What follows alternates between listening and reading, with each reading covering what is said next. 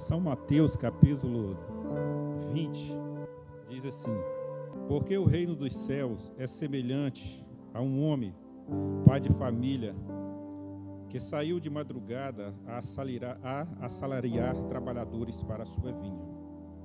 E ajustando com os trabalhadores um dinheiro por dia, mandou para a sua vinha. Essa parábola aqui, Jesus contou ela a partir de uma pergunta que Pedro fez no versículo anterior. É até a parábola ali do jovem rico. Parábola não, né? O jovem rico não é uma parábola, foi ele que chegou perto de Jesus. Então, baseado em uma pergunta que Pedro fez, porque Pedro falou bem assim: Senhor, nós largamos tudo por sua causa para te seguir. E o que nós vamos ganhar com isso? Aí Jesus vai e fala para Pedro, fala: ó, nessa vida 100 vezes mais, e no porvir a vida eterna. Mas muitos primeiros serão o último. Ou seja, os derradeiros serão primeiro, e às vezes os primeiros serão os derradeiros. E Jesus vai e conta essa parábola baseada no versículo 30, no versículo 30 do capítulo 19. E Jesus conta essa parábola, então. Ele vai dizer que um homem, um pai de família, ele saiu de madrugada para procurar pessoas para trabalhar na sua vinha. E ele encontra alguns trabalhadores e manda para a vinha, isso por volta de 6 horas da manhã, que eles iam pegar no serviço. E depois ele vai, mais tarde, encontra uns outros trabalhadores, cerca de 9 horas, ele manda outros. E mais tarde ele vai, encontra outros na praça. A Bíblia fala assim que ele estava ocioso. Assim, Jesus pergunta, e o pai de família pergunta, né? Por que eles estavam ociosos daquele jeito? Ele falou: porque ninguém nos fichou para trabalhar na obra dele, na vinha. Então eles estavam desempregados ali, né?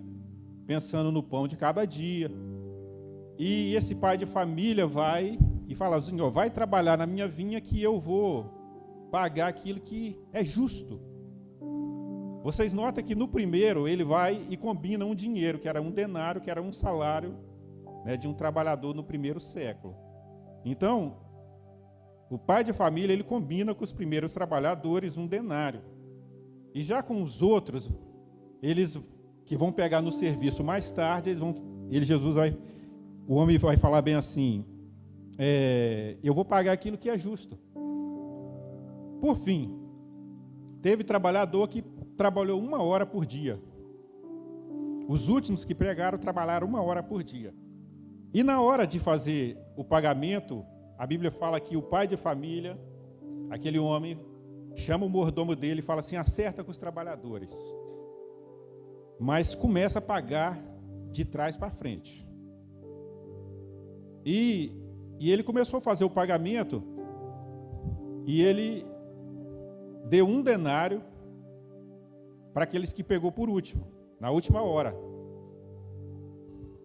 E os que foram primeiro a observar aquilo, falou assim: ó, certamente nós vamos ganhar mais, porque nós trabalhamos o dia todo, mas ele vai e ajusta 1 denário para cada um dos trabalhadores. E eles ficam revoltados. Falou assim: olha, isso é injusto, porque nós trabalhamos, nós suportamos a fadiga do dia todo. Isso é injusto. E você está pagando para eles a mesma coisa que está pagando para nós. E o pai de família vai dizer assim: ó, eu não sou injusto. O dinheiro que eu combinei com você, eu estou pagando a você. Agora eu quero pagar a eles também a mesma quantia. Ou eu não posso fazer do meu dinheiro aquilo que eu quero? Ou é mal aos seus olhos eu ser bom? Irmãos, a obra de Deus, ela é muito interessante.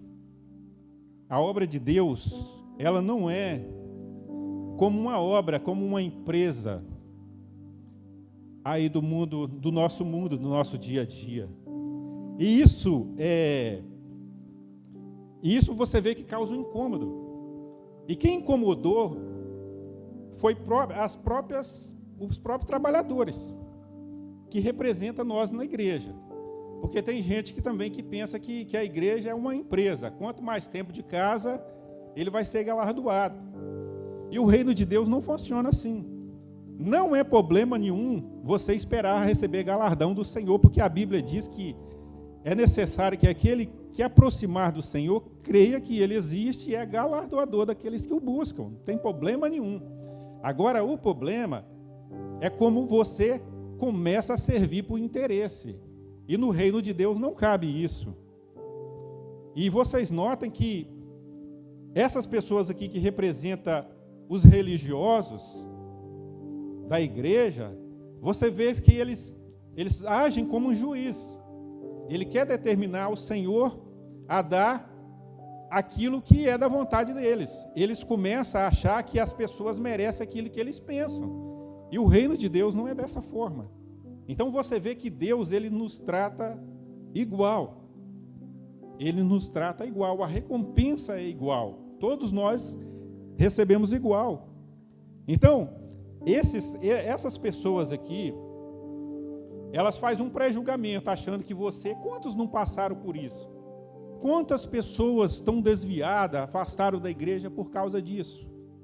Até por discriminação, porque tem pessoas que elas acham que elas merecem receber aquilo, porque essa passagem está referindo à passagem anterior do jovem rico, que achava que ele merecia isso, que ele tinha mérito de salvação por achar que cumpria os mandamentos, entre aspas, e não cumpria, mas ele achava que ele cumpria.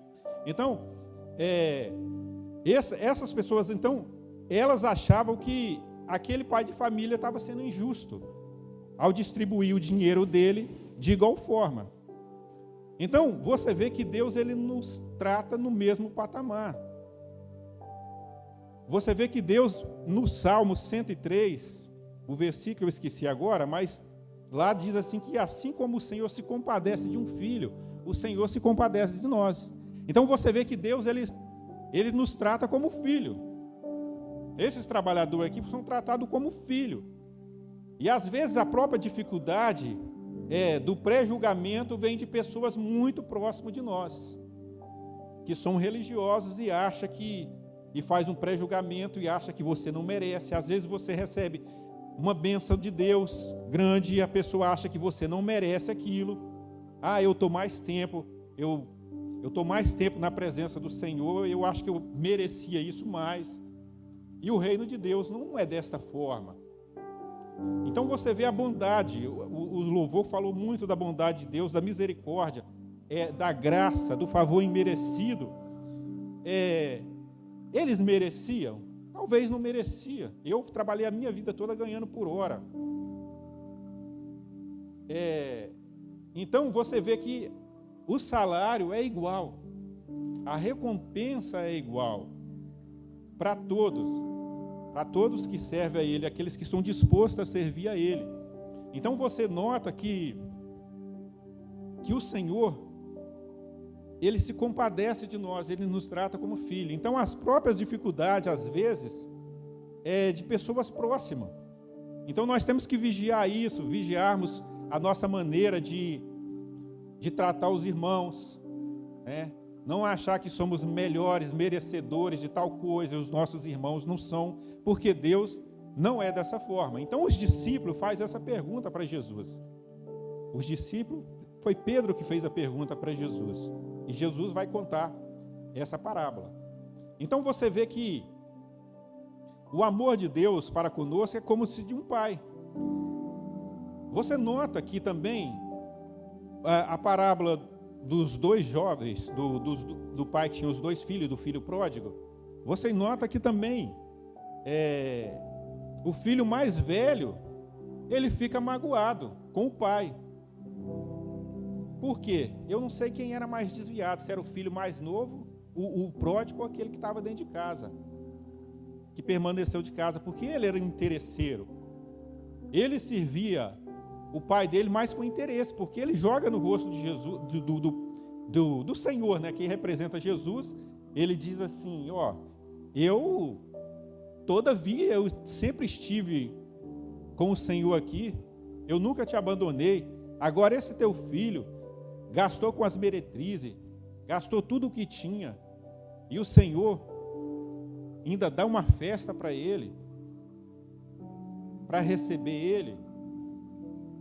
Então, a religião, ela faz isso. A religião, ela faz isso, mas o Evangelho de Cristo não é dessa forma. O Evangelho de Cristo não é dessa forma. Porque a religião, ela discrimina muito. Ela discrimina as pessoas, acha que você merece, que não merece, fulano de tal merece, fulano de tal não merece, fulano de tal merece isso. Então, o reino de Deus não é dessa forma. Então, graças a Deus que Jesus veio e quebrou isso. Porque eles pensavam dessa forma. O Senhor só quer que você fique na vinha dele. Porque o Senhor vai te recompensar. Não importa a hora que você chegou. O importante é você chegar a tempo. O importante é você chegar a tempo e entrar nesse barco, porque Ele está no controle da sua vida. Não esqueça disso não. Você é amado, você é muito amado por Ele. Muito amado, coloque isso na cabeça. E todas as coisas estão no controle dEle.